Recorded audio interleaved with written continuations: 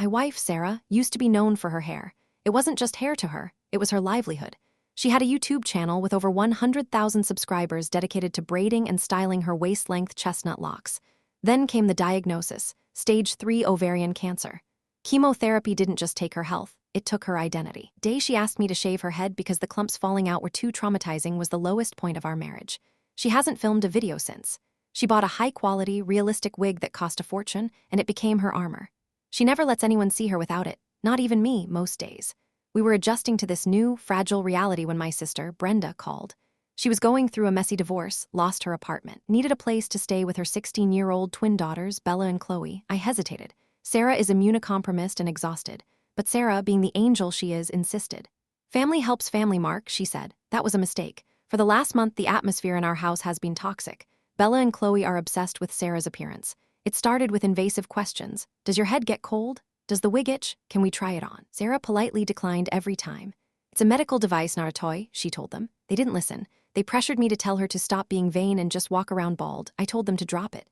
Yesterday, I came home early from work to a silent house. Usually the TV is on or the twins are loud. The silence was heavy. I went upstairs and found our bedroom door locked. Sarah, I called out. I heard muffled sobbing. She finally opened the door. She was wearing a beanie pulled low over her ears, her eyes red and swollen. They took it, she whispered. She told me she had taken a nap, and when she woke up, her wig was gone from the stand. The twins had snuck in and stolen it. When she asked for it back, they refused to open their door unless she came out into the hallway bald so they could see what she really looked like.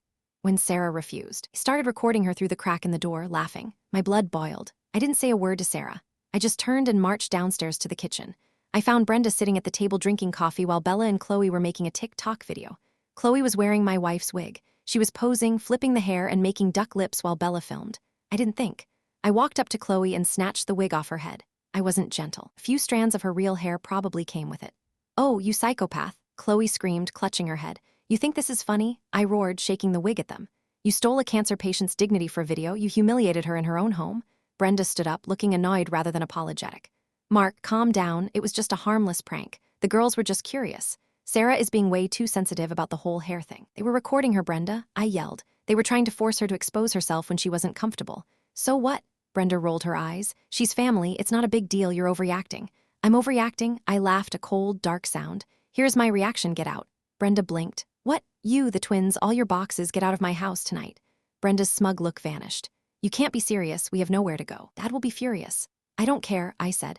I welcomed you into my home when you had nothing. In return, your daughters tormented my sick wife. You are no longer welcome here.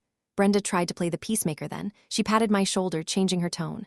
Okay, look, I'll make them apologize, but you need to apologize to Chloe for pulling her hair. We'll just reset, okay? No, I said. Start packing. I went upstairs to comfort Sarah. An hour later, I came down to check on their progress. They hadn't packed a single thing. They were watching TV, assuming I was bluffing. I am calling the police in 1 hour to remove trespassers, I announced. That woke them up. Brenda started crying, begging me not to do this. She called our elderly father, who immediately called me. Mark, Dad said, his voice shaky. They're just teenagers acting out. Don't make your sister homeless. Sarah needs to understand that kids will be kids. Sarah is locked in a room crying because of those kids, Dad, I said. I'm not budging. When Brenda realized I wasn't going to cave to Dad's pressure, the mask fell off. She started screaming, throwing things into bags, and then she said the thing that guaranteed I will never speak to her again. I can't believe you, she shrieked, pointing up at the ceiling. You are choosing a dying woman over your own flesh and blood. He's going to be dead in a year anyway, and you're going to regret burning bridges with us? The room went dead silent. The cruelty of it took my breath away. I physically had to restrain myself from grabbing her. Get out, I whispered. Before I do something I regret. They left an hour ago. My phone is blowing up with texts from extended family calling me a monster. Brenda is posting on Facebook about how I kicked her out on the streets. But upstairs, Sarah finally came out of the bedroom. She saw the empty guest room. She didn't say anything. She just hugged me and buried her face in my chest. For the first time in a month, she looked peaceful. Brenda said I would regret this, but holding my wife, knowing she feels safe in her own home again, I don't regret a thing.